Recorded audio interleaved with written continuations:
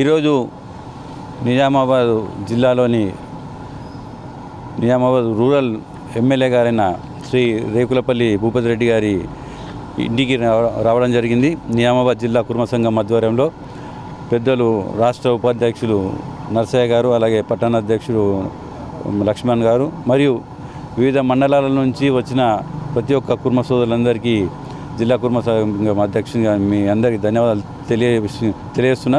ఎందుకంటే ఈరోజు ఇక్కడికి రావడానికి ముఖ్య కారణం గత టీఆర్ఎస్ ఏదైతే కవిత గారు కానీ అప్పటి ఎమ్మెల్యేలు కానీ మా కుర్మలను మోసగించి ప్లేస్ ఇస్తా, జిల్లా కుర్మ సంఘానికి ప్లేస్ ఇస్తా అని చెప్పేసి మోసగించి ఎన్నో సార్లు హైదరాబాద్కు కానీ నిజామాబాద్ కానీ తింపుకొని వందల మంది వెళ్ళడం జరిగింది. అయినా కానీ కూడా మాకు నిజామాబాద్ జిల్లా కుర్మ సంఘానికి ప్లేస్ ఇవ్వలేదు ఇప్పటివరకు. ఆ ప్లేస్ ఏంటంటే మా కుర్మ సోదరులు ఎవరైతే చాలా బీదవారో వారి పిల్లలు నిజామాబాద్ నగరంలో చదువుకోవడానికి చాలా అవస్థలు పడుతున్నారు. హాస్టళ్లలో ఉంటూ సరైన తిండి నిద్ర లేక, అలాగే హాస్టల్ ఫీజులను కట్టుకోలేక చాలా ఇబ్బందులకు గురవుతున్నారు. కాబట్టి ఒక చక్కటి హాస్టల్ భవనం కోసము మేము ఈరోజు భూపతి రెడ్డి గారిని కలవడం జరిగింది.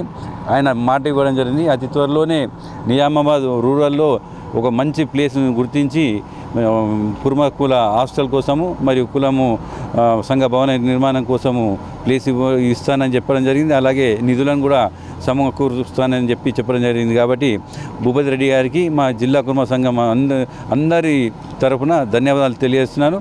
మరియు ఇక్కడికి ఇచ్చేసిన ప్రతి ఒక్కరికి కూడా ఈరోజు ధన్యవాదాలు తెలియజేస్తున్నాను.